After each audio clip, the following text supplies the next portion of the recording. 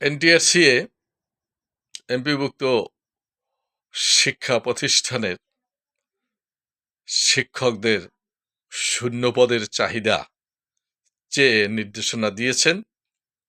আর যদি এই শূন্যপদের চাহিদায় ত্রুটি হয় অথবা না দেয়, তাহলে ওই প্রতিষ্ঠানের বিরুদ্ধে শাস্তিমূলক ব্যবস্থা নেওয়ার হুঁশিয়ারি দিয়েছেন।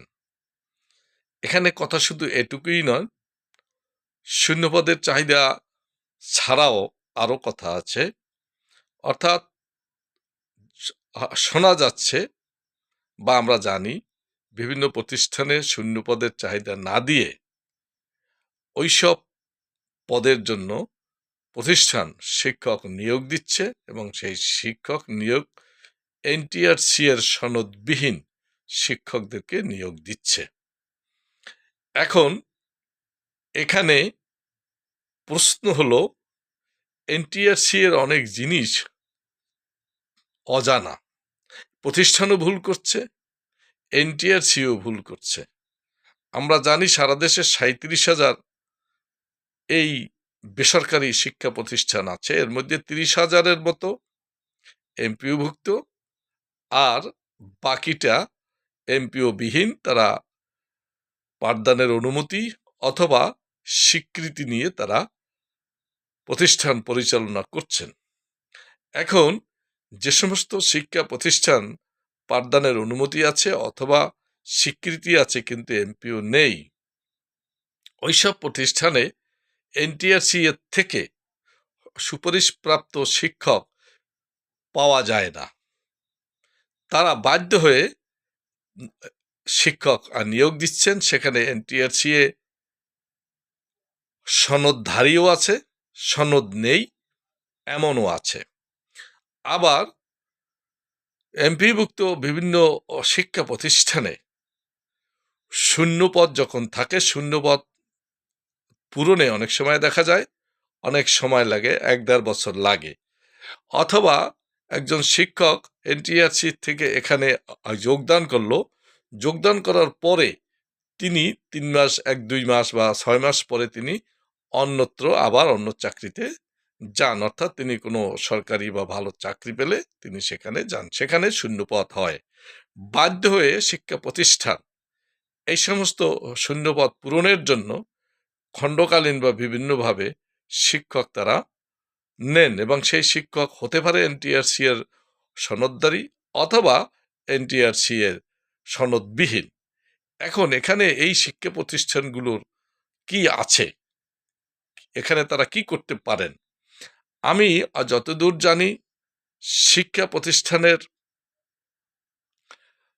শূন্যপদের বিপরীতে অবশ্যই শিক্ষা প্রতিষ্ঠান তাদের সহকারী শিক্ষকের কথা আমি বলছি, সেগুলো তারা চাহিদা দেন, কিন্তু সেই চাহিদা অনুযায়ী তারা কয়েকটা সংকটে পড়ে। চাহিদা অনুযায়ী শিক্ষক পেতে সময় লাগে। 2 হলো অনেক শিক্ষক যোগদানের পরে আবার অন্যত্র যান। আবার এনটিএসিও সব পদ পূরণ করতে পারেন না। অর্থাৎ এই 3 সংকটে শিক্ষা প্রতিষ্ঠানগুলো আছেন। এখানে শিক্ষা প্রতিষ্ঠানগুলোকে ভয় দেখিয়ে অথবা শিক্ষা প্রতিষ্ঠানের বিরুদ্ধে ব্যবস্থা নিতে এনটিআরসি নিজে যদি এই ধরনের ভুলগুলো করে, তিনি তার এই সমস্ত বাস্তবতা এবং বাস্তব যে প্রেক্ষাপট, সেগুলোকে এনটিআরসি উচিত হবে নির্ধারণ করা। তবে আরেকটি কথা আমি বলি, সেটা প্রতিষ্ঠানের কিছু ত্রুটি আছে। কোনো প্রতিষ্ঠানে বিধি মোতাবেক, অর্থাৎ 15 সালের আগে এনটিআরসি এর সনদধারী শিক্ষক নিয়োগ দেওয়া আছে বিধি মোতাবেক। সেই সমস্ত শিক্ষকদেরকে প্রতিষ্ঠানের যারা কর্তৃপক্ষ থাকেন, আমি কারো উল্লেখ করছি না, এই কর্তৃপক্ষ তাদেরকে এমপিও না করিয়ে শূন্যপদ রেখে দেন। শূন্যপদ রেখে তারা চাহিদা দেন না, অনেকে চাহিদা না দেওয়ায় নতুন শিক্ষকও আসেন না, এবং যে শিক্ষক আগের থেকে নিয়োগ করা আছে সেই শিক্ষকদেরও তারা যে কোনো কারণে অর্থের অজুহাতে হোক, যে কোনো বিষয় হোক, তাদেরকে এমপিভুক্ত করার না, যার ফলে এখানে একটা সংকট সৃষ্টি হয়েছে। এখন তাছাড়া বিভিন্ন শিক্ষা প্রতিষ্ঠান, বিশেষ করে শহর ভিত্তিক, যেখানে প্রাথমিক শাখা অনুমোদিত আছে অথবা অনেক জায়গায় অনুমোদিতও নেই, কিন্তু অনুমোদিত যে সমস্ত শিক্ষা প্রতিষ্ঠানে মাধ্যমিক বা উচ্চ মাধ্যমিক পর্যায়ের সাথে অ্যাটাচড যে প্রাথমিক বিদ্যালয় আছে, সেই প্রাথমিকে এখন আর এনটিআরসিএ বা শিক্ষা মন্ত্রণালয় শিক্ষক দেন না, যার ফলে এখানে অননুমোদিত হোক, সে শিক্ষক এনটিআরসিএ সনদ থাকুক না থাকুক, তারা বাধ্য হয়ে বিভিন্ন ধরনের শিক্ষক তারা নিয়োগ দিচ্ছেন। এখন বলতে পারেন তারা এনটিআরসি এর শিক্ষক নিয়োগ দেন না কেন?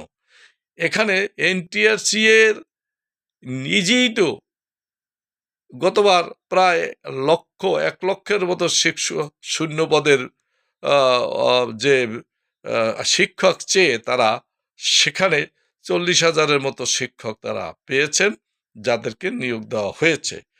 তাহলে এনটিআরসি এমপিওভুক্ত শিক্ষা প্রতিষ্ঠানের জন্য শিক্ষক পাচ্ছেন না, এখন এমপিও বিহীন, এমপিও হবে না, এরকম শিক্ষক তো এনটিআরসি এর সনদধারীরা কোনো শিক্ষা প্রতিষ্ঠানে আসবেন না। অতএব এই ধরনের চিন্তা চেতনার থেকে এনটিআরসিকে অবশ্যই তাদেরকে চিন্তা করতে হবে, ভাবতে হবে, বাস্তবতা কি, শিক্ষা প্রতিষ্ঠানগুলোর সংকটগুলো কোথায়, তাদেরকে সঠিকভাবে এগুলো নির্ধারণ করতে হবে। তাই আমি বলবো, সঠিকভাবে শিক্ষা প্রতিষ্ঠানগুলোকে বলবো, আপনাদের যদি শূন্যপদ থাকে এবং শূন্যপদের জন্য যদি কোনো শিক্ষক বিধি মোতাবেক নিয়োগ করা থাকে, তাদের এমপিও করান। আর যদি শিক্ষক না থাকে, তাহলে চাহিদা দিয়ে সেখানে এনটিআরসি এর মাধ্যমে শিক্ষক নিয়ে সেই শিক্ষকের এমপিও করান। তারপরেও যদি আপনার অতিরিক্ত শিক্ষক লাগে, চেষ্টা করতে হবে এনটিআরসি এর সনদদারি না পাইলে ভালো শিক্ষক নিয়ে শিক্ষা প্রতিষ্ঠান পরিচালনা করা হোক। ধন্যবাদ।